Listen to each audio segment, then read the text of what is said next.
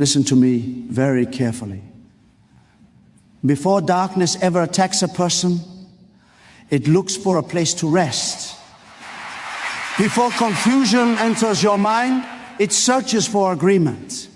Many people pray for breakthrough, yet they sleep peacefully with the very things that block heaven's light. Today, the Spirit is not whispering, He is calling. There are things in your home that are not harmless, not neutral, not just objects. They speak, they remember, they influence. And if you do not confront them, they will quietly confront your future. This is not about fear. This is about authority. When light enters fully, darkness has no choice but to leave. Beloved, your home is not merely a building. It is an altar. Whatever rest there ministers to your soul day and night.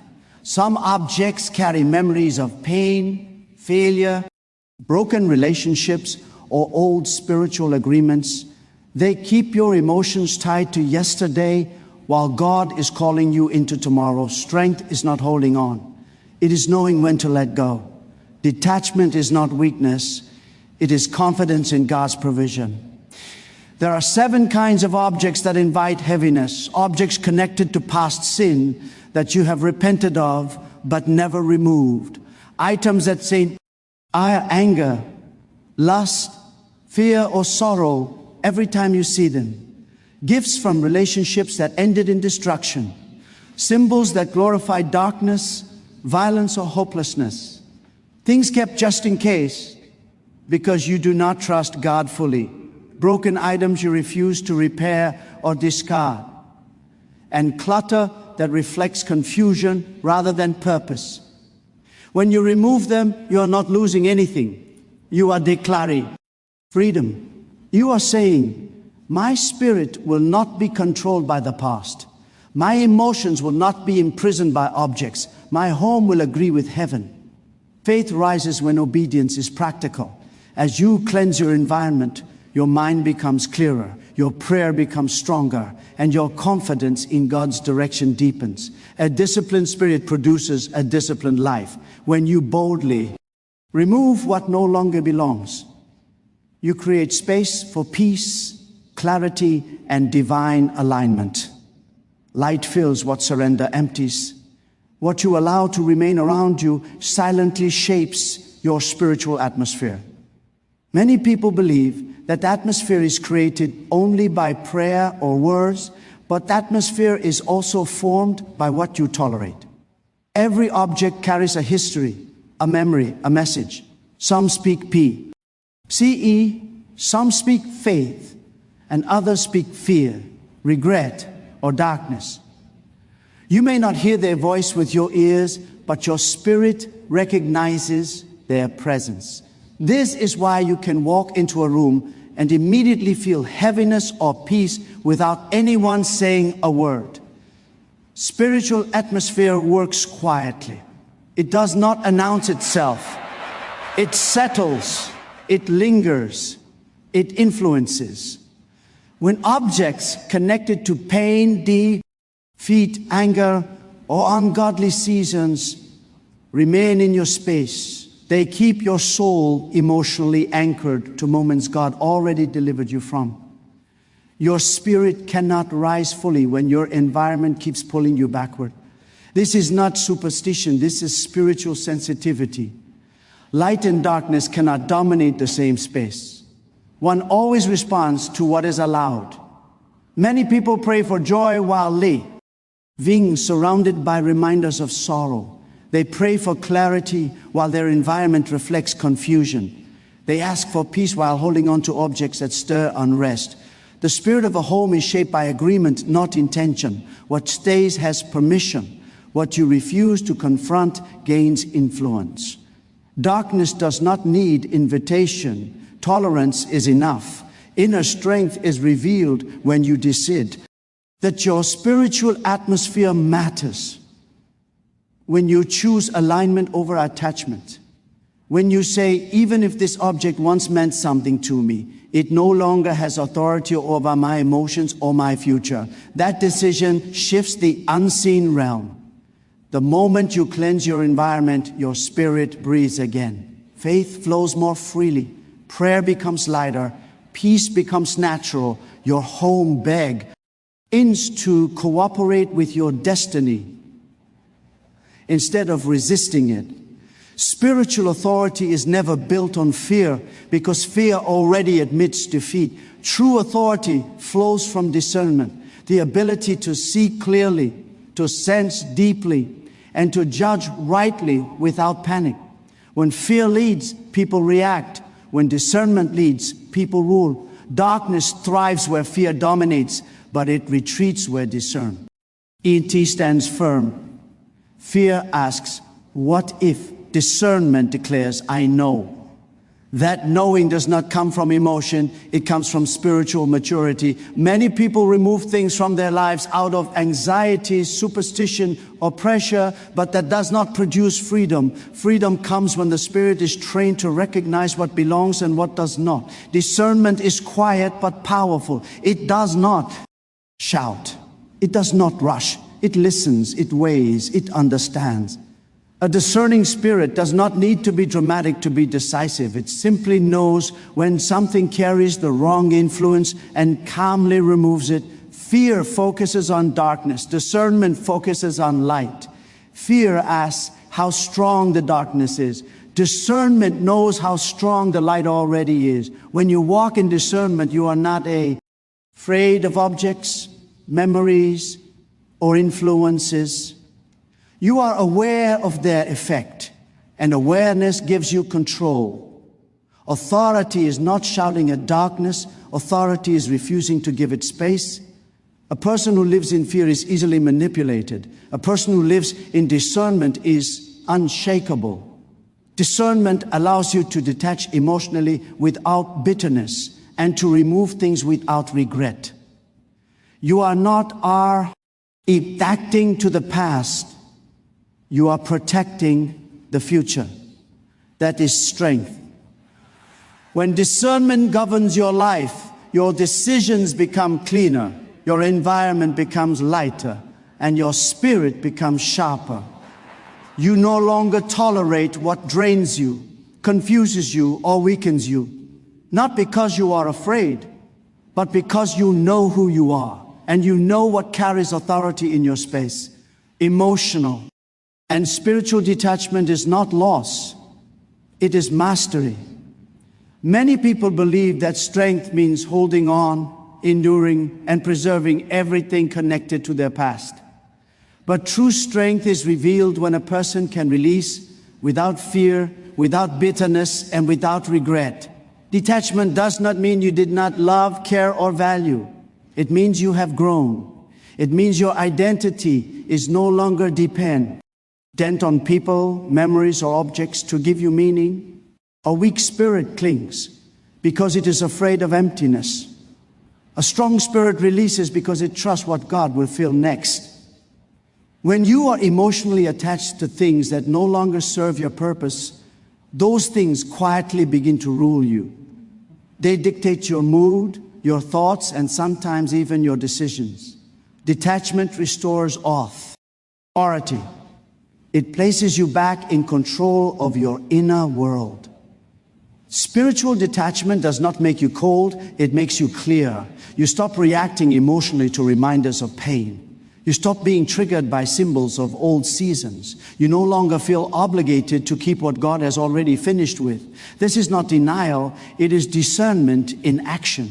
When your spirit is mature, you can honor the past without living inside it. Many people confuse attachment with loyalty, but loyalty to yesterday can become disobedience to tomorrow. God often cannot bring new wine because the old container is still being protected. Detachment prepares the vessel. It creates space for peace, clarity, and purpose to flow freely again. When you detach emotionally, fear loses its grip. When you detach spiritually, darkness loses its access. You begin to move with confidence, not desperation. Your faith becomes steady, not emotional. You no longer need constant reassurance because your security is rooted in divine identity, not external validation. Mastery is not in possessing many things. Mastery is in needing very little to remain whole, focused, and strong. Objects can carry memories, agreements, and unresolved spiritual impressions. Nothing in your environment is truly neutral. Some things hold emotional residue, spiritual history, and silent agreements that were formed in moments of pain, compromise, fear, or trauma. Even when the moment has passed, the impression can remain. That is why certain objects stir emotions you cannot explain and awaken thoughts you thought were buried. Your spirit remembers what your mind tries to forget. When an object is connected to a season where your faith was weak, your identity was wounded, or your boundaries were broken, it can become a silent witness to that season.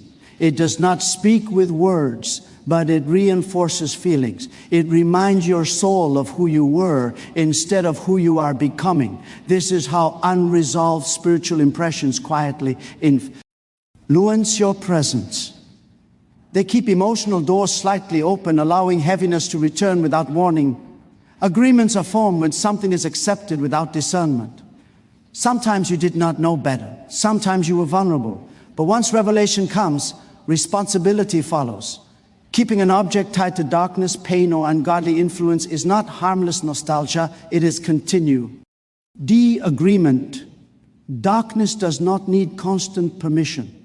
One unresolved agreement is enough to linger. Spiritual maturity requires confronting these silent connections, not with fear, but with authority. You do not need to analyze every memory.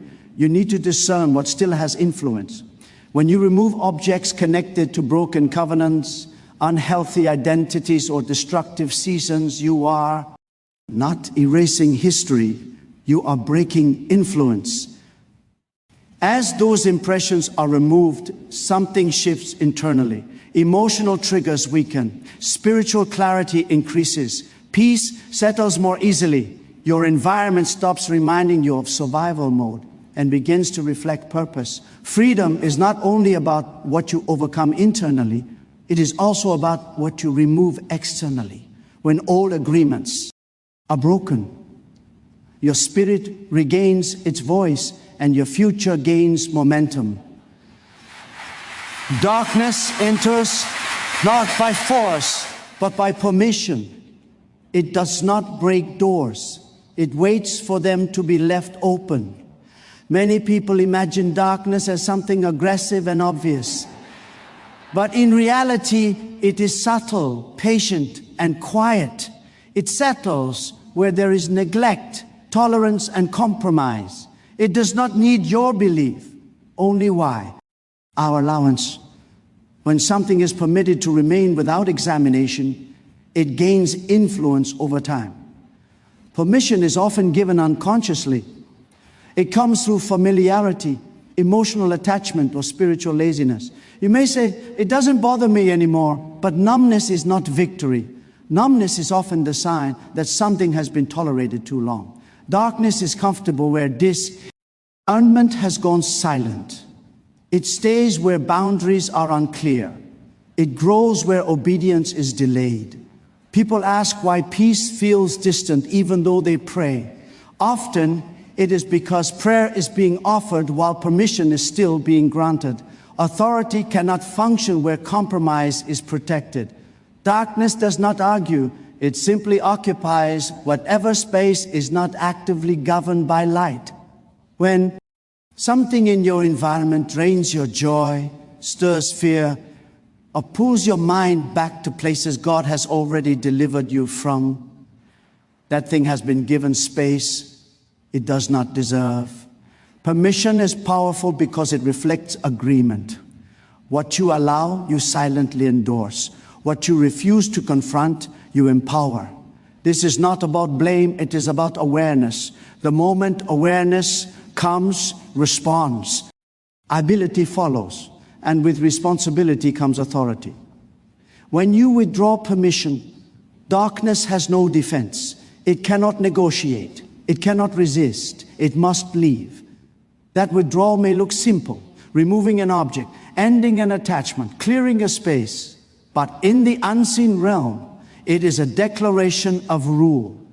Light does not struggle, it occupies. When you reclaim your space with intention and seal, clarity, peace returns naturally. Not because darkness was fought, but because permission was removed. Letting go is an act of faith that creates room for divine order. Faith is not only believing for what is coming, it is releasing what is finished. Many people hold tightly to things because they fear disorder, loss, or emptiness, but God never fills hands that refuse to open. Order is not established by accumulation, it is established by alignment. When you let go of what no longer belongs, you invite heaven's structure to settle into your life. Clinging often disguises itself as responsibility, sentiment, or caution. But beneath it is usually a lack of trust. Trust says God is my source. Faith says what I release, God can replace in a better form. When you refuse to let go, you may feel secure, but that security is fragile. It depends on control. Divine order, however, flows from surrender. It arranges what you could never organize on your own. Letting go feels uncomfortable because it removes familiar reference points. Yet familiarity is not the same as stability. God often disrupts what is familiar to establish what is fruitful. When you release objects, habits, or attachments tied to confusion or past seasons, your spirit begins to realign. You think more clearly. You sense direction more easily. Peace returns without EF. Fourth, divine order requires space. Chaos thrives in clutter, both physical and emotional. When everything is held on to, nothing is governed well. Letting go simplifies the soul. It quiets the inner noise that competes with God's voice. Suddenly, what once felt overwhelming becomes manageable. Faith is proven by action. Every act of release says, I trust God with what I cannot see yet. That truth invites divine arrangement. Doors open naturally. Resources align unexpectedly. Strength rises quietly. You discover that nothing essential was lost, only what was weighing you down. In that release, order replaces confusion and purpose begins to flow again with clarity and peace. Inner strength is revealed by what you are willing to remove. Many people believe strength is proven by endurance, by how much they can carry, tolerate, or survive. But carrying unnecessary weight is not strength, it is strain. True strength is discernment in action. It is the courage to say, this no longer belongs in my life. Even when it once held meaning, comfort, or familiarity. A weak spirit hesitates because it fears loss. A strong spirit acts because it values purpose. Removing something requires clarity, and clarity requires confidence. When you are unsure of who you are or where you are going, you cling to what is familiar. But when identity is settled, release becomes easier. You are no longer defined by what you possess or what surrounds you. You are defined by calling and direction. What you keep reveals what you tolerate, and what you tolerate eventually shapes your emotional and spiritual condition.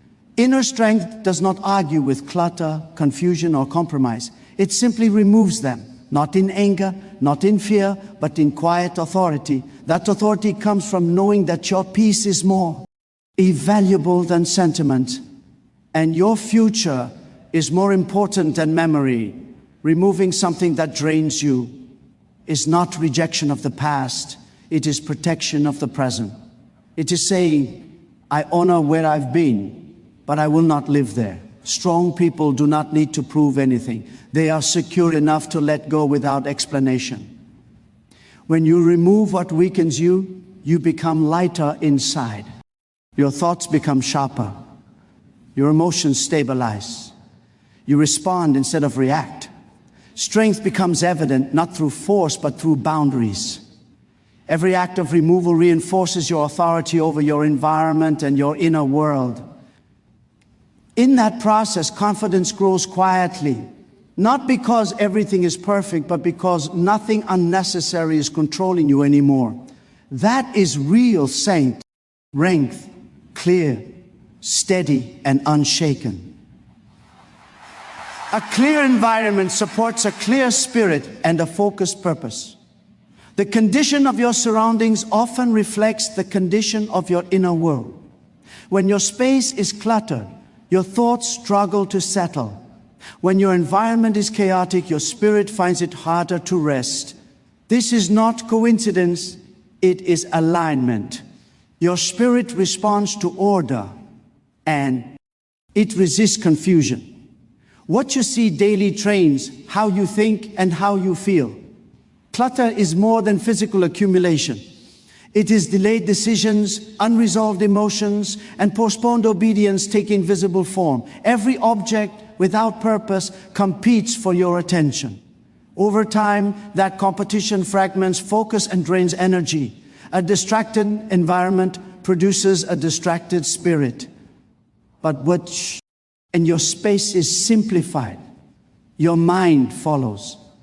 Clarity begins to replace noise. Purpose requires focus, and focus requires order. When your environment reflects intention, your spirit becomes more disciplined. You begin to move with direction instead of reaction. You waste less energy managing unnecessary things and gain more strength to pursue what matters. A clear environment removes constant reminders of indecision and replaces them with visual agreement for progress. Peace is not only spiritual, it is practical. When your surroundings support peace, your spirit can remain calm even under pressure. You pray with less strain, you think with more confidence, you sense God's guidance more easily because your attention is not divided. Order becomes a language your spirit understands. CR. Eating a clear environment is an act of respect toward your calling.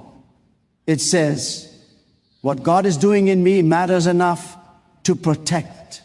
You are not chasing perfection, you are choosing alignment. As clarity grows externally, focus sharpens internally. Purpose stops feeling distant and begins to feel accessible. In that atmosphere, progress becomes natural and strength is renewed without effort. Ease grows where clutter, physical and emotional, is confronted. Faith is not strengthened by avoidance, it is strengthened by obedience. When clutter remains unchallenged, it slowly erodes confidence and dulls spiritual sensitivity. It creates a background noise that makes God's voice harder to discern. Many people wonder why their faith feels stagnant even though they believe. Often it is because belief is present, but confrontation is absent. Clutter represents unfinished decisions. Each unresolved item carries a quiet demand for attention. Over time, these demands create fatigue. A tired spirit struggles to trust boldly. When energy is constantly drained by disorder, faith becomes cautious instead of confident. Confronting clutter is not about organization, it is about authority. It is a decision to rule your space instead of being ruled by it. Every act of confrontation strengthens faith because it requires trust. Trust that letting go will not lead to loss. Trust that order will bring peace. Trust that God's provision does not depend on accumulation. As you confront clutter, you experience immediate feedback. Clarity increases, peace settles, and your confidence grows. These experiences reinforce faith in a practical, tangible way. Emotional clutter is even more draining. Old resentments, regrets, and unspoken fears weigh heavily on the soul.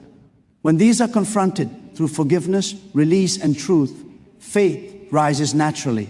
A free heart believes more easily. A clear mind expects more boldly. Faith thrives where nothing unnecessary competes with it. Confrontati removes excuses. It eliminates the illusion that one day Things will change without action. Faith moves today.